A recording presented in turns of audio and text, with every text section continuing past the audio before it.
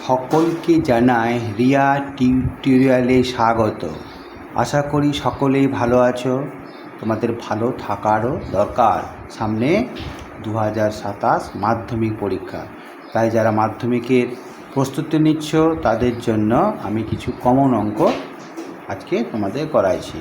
দেখো কোষে দেখো 1.3 যে 12 নম্বর পেজ আছে, 12 নম্বর পেজের 18 নম্বর অঙ্কটা, যেটা নিজে করি অঙ্ক, সেটা খুব সুন্দর অঙ্ক।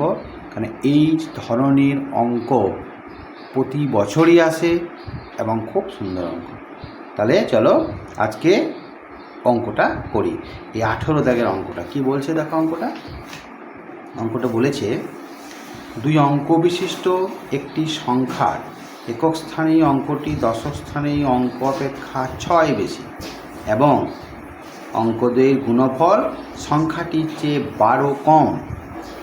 অঙ্কদ্বয়ের সংখ্যাটির একক স্থানীয় অঙ্ক কি কি হতে পারে হিসেব করে লিখি। দেখো অঙ্ক যখন লেখা অঙ্ক বিশেষ করে যখন পড়বে, একটু ভালো করে পড়ে সেটাকে বোঝার চেষ্টা করবে, কারণ অঙ্কর মধ্যে কিন্তু তোমাদের উত্তর দেওয়া থাকে। দেখো প্রথম কথা বলছি 2 অঙ্কের সংখ্যা। এই 2 অঙ্কের সংখ্যা বলতে আমরা নিশ্চয়ই জানি শুরু 10 থেকে 99 শেষ, কারণ একক আর দশক এই দুটি সংখ্যা নিয়েই অঙ্কটি গঠিত। সেই জন্য একে 2 অঙ্কের সংখ্যা বলা হয়। এই 2 অঙ্কের সংখ্যা নিশ্চয়ই তোমরা কী করে তৈরি হয় সেটাও জানো। আমি জাস্ট তোমাদেরকে একটু দেখিয়ে দিই 2 অঙ্কের সংখ্যা কীভাবে তৈরি হয়।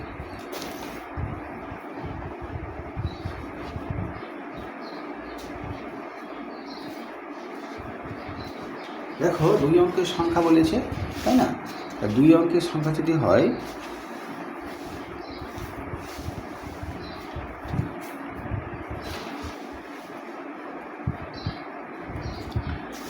দুই অঙ্কের সংখ্যাতে কী থাকে গো? থাকে আমার একক আর দশক। আজকে তারিখটা মনে হয় 8 তারিখ।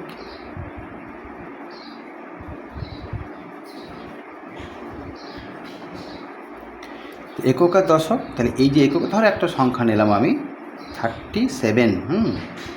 এর অঙ্কটা তৈরি করে দেখো একটা সিস্টেমের মধ্যে যায়। আমি একক অঙ্ক যদি হয়, দশকের অঙ্ক বলছি, সংখ্যাটি কি দশক, অর্থাৎ 3 × 10, মাঝে একটা সাইন দাও। এটা হচ্ছে একক। একক বলতে 1, 7 × 1, যে সংখ্যাটি তৈরি হলো কী করে বলো তো?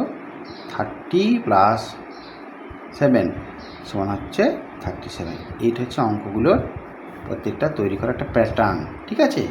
তা নিশ্চয়ই বুঝে নিয়েছো। এবার তোমাদের অঙ্কটা আমি পড়েছি যেটা, সেই অঙ্কটা করে দিচ্ছি। দেখো কত সুন্দর একটা অঙ্ক। বলছে 2 অঙ্ক বিশিষ্ট একটি সংখ্যা একক স্থানীয় অঙ্কটি দশক স্থানীয় অঙ্ক অপেক্ষা 6 বেশি। একক স্থানীয় অঙ্কটি দশক স্থানীয় অঙ্ক থেকে 6 বেশি। এখানে বড় কোনটা সেটা দেখতে হবে, ছোট কোনটা সেটা দেখতে হবে। তাই ছোট আমি দেখতে বলেছি, অঙ্কটা পড়ে বুঝতে পারছি কি একক স্থানীয় অঙ্কটি দশক স্থানীয় অঙ্ক অপেক্ষা 6 বেশি। তাহলে এখানে লিখি, মনে করি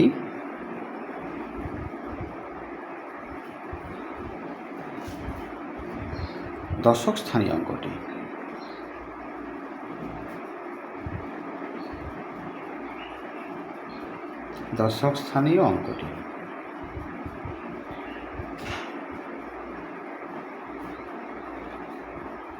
এক্স।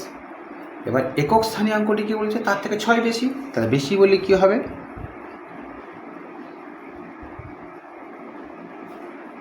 6 বেশি অর্থাৎ যোগ, তাহলে x + 6। বাস, এইটুকু আমরা অঙ্ক যে শর্ত যে প্রশ্নতে বলে দেওয়া আছে সেটা আমরা মেনটেন করলাম, ঠিক আছে? এবার দেখা বলেছে এবং অঙ্কদ্বয়ের গুণফল সংখ্যা চেয়ে 12 কম। অঙ্কদ্বয়ের গুণফল সংখ্যাটি চেয়ে 12 কম, এটুকু বলেছে। তাহলে অঙ্কদ্বয়ের গুণফল এখানে তোমরা লিখতে পারো, অনেকে প্রশ্ন অনুসারে লিখে, কেউ শর্ত অনুসারে লিখেছে, যা ইচ্ছা, নিজের ইচ্ছা অনুযায়ী যেমন করেছো সেইভাবেই লিখবে। অঙ্কদ্বয়ের গুণফল, অঙ্কদ্বয় বলতে এটা একটা একক, এটা দশকের অঙ্ক, এটা একক অঙ্ক, এতে গুণফল, তার মানে x × x + 6, এদের গুণফল কি বলেছে? সংখ্যাটির চেয়ে 12 কম। এর মানটা যে সংখ্যা হবে তার চেয়ে 12 কম। আচ্ছা সংখ্যাটি কত গো? সংখ্যাটি আমি এখানে লিখি না, সংখ্যাটি লিখে দিই গো, এটা ভুল হয়েছিল। সংখ্যাটি কত বলো তো?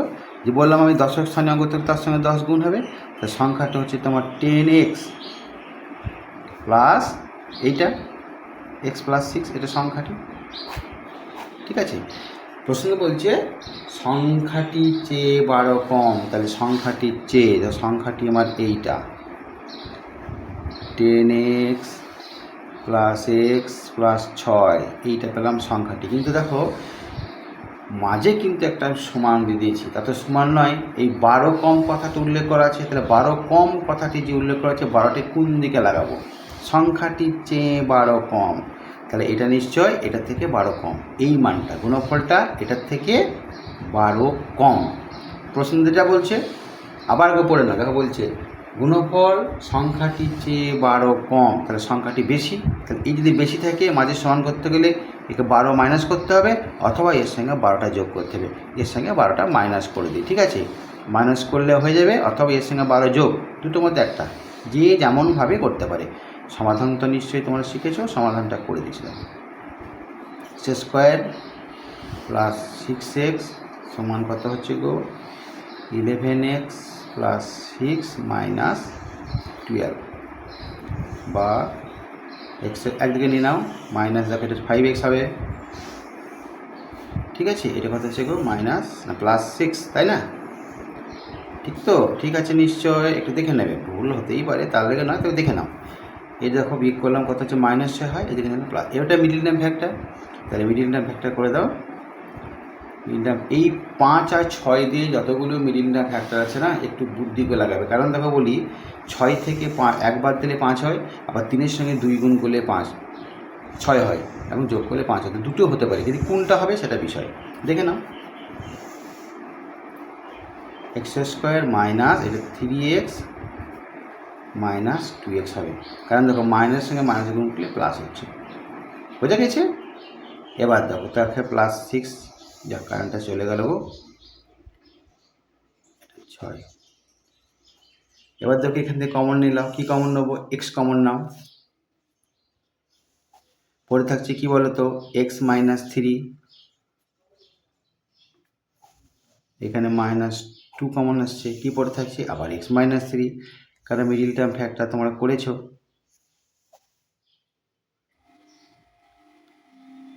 0, টোটাল সেটটা থেকে কমন নাও, x মাইনাস 3, পরে থাকছে x মাইনাস 2 সমান 0।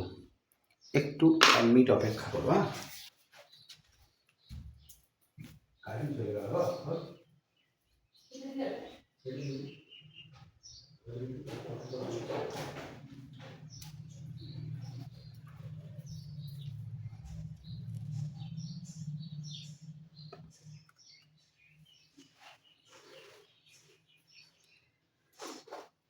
আবার আসিলাম তোমাদের সামনে, এবার দেখো ওটা বলি। এবার দেখো দুটি সংখ্যার গুণফল কখনোই শূন্য হয় না, এটা কিন্তু সাইডে লিখতে হয়, এটা লিখে দেবে তোমরা, বা x মাইনাস 3 সমান 0, অথবা x মাইনাস 2 ইকুয়াল টু 0। তাহলে কী তাই লিখবো? x সমান একটা পেলাম 3, একটা পাচ্ছি 2। সাইডে কিন্তু লিখবে এটা কি, দুটি সংখ্যার গুণফল কখনোই শূন্য হতে পারে না, তারা পৃথক পৃথকভাবে শূন্য। পৃথক পৃথকভাবে বলতে x মাইনাস 3 সমান 0 আর x মাইনাস 2 সমান 0, আর লেখার দরকার নেই, নিশ্চয়ই বোঝা গেল। ঠিক আছে, খুবই ইম্পর্টেন্ট অঙ্ক এটা, তোমরা মনে রাখতে পারো, তোমাদের সামনে হয়তো একটা পরীক্ষা আছে, ইউনিট টেস্ট, সেটা হতে পারে, সেটার জন্য ইম্পর্টেন্ট হতে পারে। দেখো আর একটা করি, যেটা খুবই ইম্পর্টেন্ট, খুবই ইম্পর্টেন্ট অঙ্ক, কিন্তু পড়ে না, এটাও মনে রাখবে। কনসেপ্টটাকে আমাদের ঠিক রাখতে হবে এবং পরীক্ষাকে সেটাকে উতরে দিতে হবে, এটা কিন্তু মাথাতে রাখার বিষয়। যারা অনেকে অঙ্ক পড়ে না, মুখস্থ করে কোনো লাভ নেই। এবার দেখো একটা অঙ্ক বলি, কষে দেখি 1.3 এই 9-এর অঙ্কটা, খুব ভালো অঙ্ক, বোঝার অঙ্ক, অঙ্কটা করে দেখবে খুব ভালোও লাগে। অঙ্কটা করি, আর অঙ্কটা পড়ে নাও। কলমের মূল্য প্রতি ডজনে 6 টাকা কমলে 30 টাকায় আরও 3টি বেশি কলম পাওয়া যায়। কমার পূর্বে প্রতি ডজন কলমের মূল্য নির্ণয় করি। এই পেনটা কলম দিয়ে আছে, পেনটা কলা দিয়ে আসতে পারে, আবার পিন দিয়েও আসে, কেবল ভাষাটা চেঞ্জ করে দেয়, আর কিচ্ছু না। তা দেখো বলেছে কলমের মূল্য প্রতি ডজনে 6 টাকা কমলে, 6 টাকা কমলে, তাহলে আগে নিশ্চয়ই একটা দাম ছিল, এটাই বোঝার, আগে একটা দাম ছিল, সেই দামটা কিন্তু এখানে উল্লেখ নেই, সেটাকে আমাকে ধরে নিতে হবে। 30 টাকায় আরও 3টে বেশি কলম পাওয়া যায়। অঙ্কটি দুটি মজা আছে, দেখো অঙ্কটা একটা প্রতি ডজন কথা বলা আছে, আর এখানে সংখ্যাটা দিয়ে দিয়েছে, তাহলে এই সংখ্যাটিকে ডজনে প্রকাশ করে নিতে হবে, এইখানেই অঙ্কটির মজা। ঠিক আছে, তাহলে অঙ্কটা আমি শুরু করি। প্রথমে ওইটাই লিখে দিই, প্রতি ডজন কথাটা। অঙ্কটা হচ্ছে 9-এর, কষে দেখি 1.3, তাই না? দেখো অঙ্কটা বলছে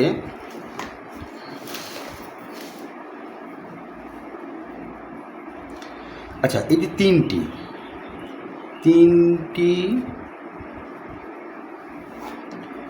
তিনটি সমান ক ডজন গো? ফার্স্ট টাইম 3টি সমান ক ডজন, অনেকে এটা শুনে মাথাটা ঘাবড়ে যায়। 3টি সমান ক ডজন, কোনো ব্যাপার না, দেখো সিম্পল একটা বিষয়। আমরা জানি 12টি সমান 1 ডজন, জানি, কিন্তু ধরে নাও 12টি সমান 1 ডজন, 7 দিন সমান 1 সপ্তাহ, এরকমভাবে। ঠিক আছে, তাহলে 12টি সমান যদি 1 ডজন হয়, তাহলে 3টি সমান কত হবে? 3টি সমান হবে 3-12 ডজন। আশা করি ক্লিয়ার, পাওয়া গেল অঙ্কটা। এবার বলেছে, হ্যাঁ এবার কি বললাম, যে আগে নিশ্চয়ই একটা দাম ছিল, সেই দামটা আমাদের ধরে নিতে হবে। মনে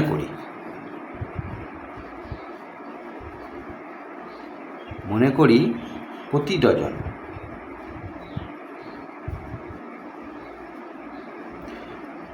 কলমের মূল্য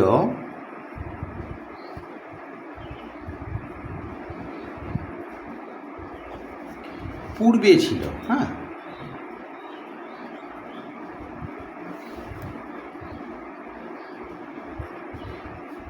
সমান x টাকা। নিশ্চয়ই বুঝতে অসুবিধে নেই। এবার কি বলেছে, বর্তমানে প্রতি ডজন মূল্য কলমের দাম 6 টাকা কমেছে, তাহলে বর্তমানে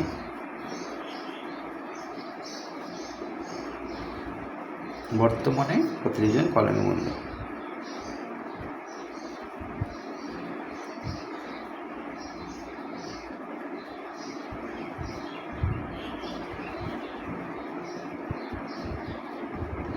কত গো? x মাইনাস 6 টাকা।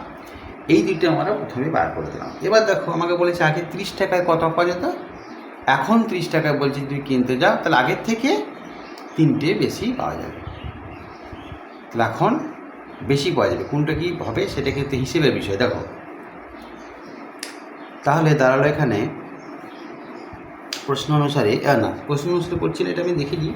30 টাকায় কতগুলো কলম পাওয়া আগে যেত, এখন কত যায়? অতএব 30 টাকায়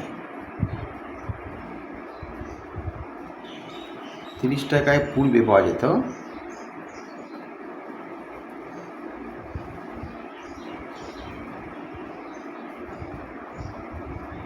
কত বলো তো? একবারে করছি, হ্যাঁ। 30 টাকায় পুরো পাওয়া যেত, আমি দেখছি x টাকায় পাওয়া যাচ্ছিল 1 ডজন, x টাকায় পাওয়া যায় 1 ডজন, 1 টাকায় পাওয়া যায় 1/x ডজন, 30 টাকায় পাওয়া যায় 30/x ডজন। ঠিক আছে, 30/x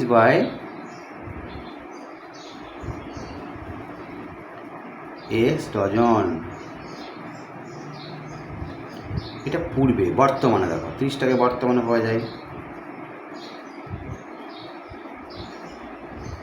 30 টাকায় বর্তমানে পাওয়া যায়, হ্যাঁ, যেত না, এটা যায়। কত গো? 30/x মাইনাস 6 ডজন, এই দুটো। তাহলে দেখো বলেছে আগে যা বেশি পাওয়া যেত, এখন বলছে 3টি কলম বেশি পাওয়া যায়, তাহলে এইটা বেশি পাওয়া যেত, তাই না? এটা বেশি বেশি মানে 6টা, এটা দাম, এটা এখন ধরে নাও এটা 6টা, তাহলে নিশ্চয়ই এটা 3টে হবে। তাহলে এইটা থেকে এইটা বাদ দেবো, তাহলে যে তোমাকে শর্তটা আমি বলেছি 3টি কলম, সেই শর্তটা পেয়ে যাবো। তাহলে তুমি এখানে লিখতে পারো, দেখো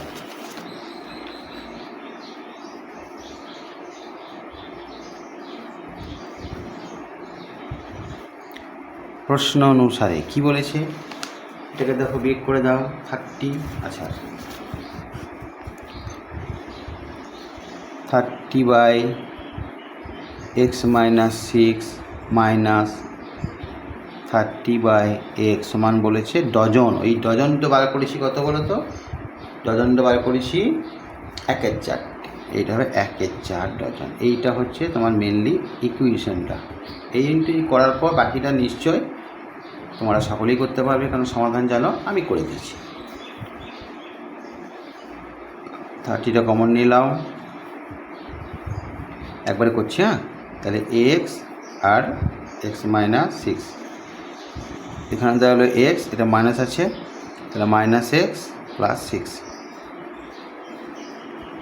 সমান 1/4। বা দেখো 30টা কমন আছে, কমনে দিয়ে দাও, এটা কেটে গেল গো, 6 পড়ে থাকলো, এটা x - 6 1/4। আর কিছু করার রয়েছে, গুণ করো, গুণ করলে হচ্ছে তোমার কত যাচ্ছে 24, 3 × 24 = 72, 720 নাকি, 720 দাও, 4 × 24 = 372, ঠিক আছে। এটা গুণ করে দাও, x² - 6x, x² - 6x, এটাকে ওদিকে নিয়ে চলে যায়, দেখো একটা লাইন বা দুটো লাইন বাদ করছে আশা করি। এটাকে যদি ওই দিকে নিয়ে চলে যায় তাহলে এই পাশটা 0 হয়ে যাবে, সেটাকে আবার লিখলাম ঘুরিয়ে, পুরোটা 0 করে দিচ্ছি। দেখো কীভাবে, এটা -720 সমান 0, এটা নিশ্চয়ই বুঝতে অসুবিধা নেই তোমাদের, ঠিক আছে। এটাকে মিডিল টার্ম ফ্যাক্টর করতে হবে, তাই তো। 720 হয়ে গেছে, কোথাও ভুল তো আশা করি নেই। এবার দেখি মিডিল টার্ম ফ্যাক্টরটা করে দিই, বলেছে তোমাকে কত 30, ঠিকই আছে, ঠিকই তো রয়েছে।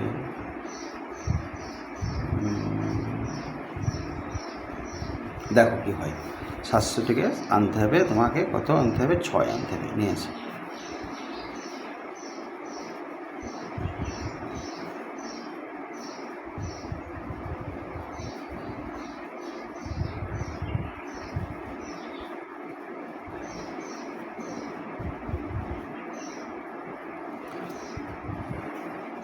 দুই দুগুণে 4, 4 দুগুণে 8, দেখো 2 দুগুণে 4, 4 দুগুণে 8, 3 × 8 = 24, 15 দুগুণে 30, 30 থেকে 24 বাদ দিলে 6।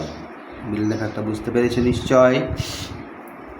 x² মাইনাস কত হলো তাহলে 30, 30x + 24x সমান 720 = 0। এখানে এক্সটা কমন নিলাম, x + 30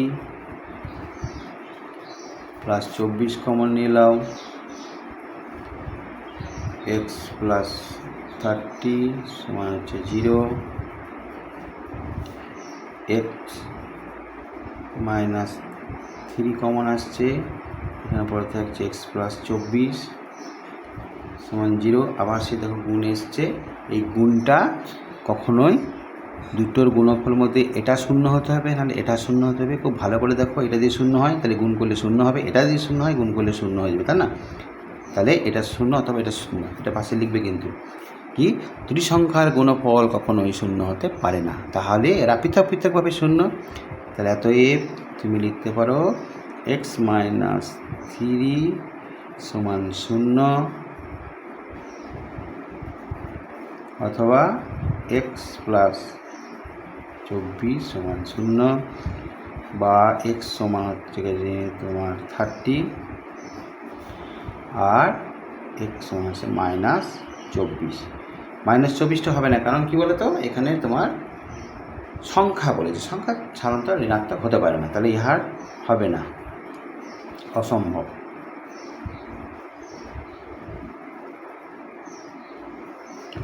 তাহলে তোমার বেরিয়ে গেল কমার পূর্বে প্রতিজন মূল্য কত ছিল, এক্স টাকা। এক্সটায় প্রথমে ছিল ধরেছি আমরা প্রতিজন এক্স টাকা। দেখো তাহলে উত্তর এক্সটি উত্তর। দেখি উত্তরটা একবার বসে দেখি।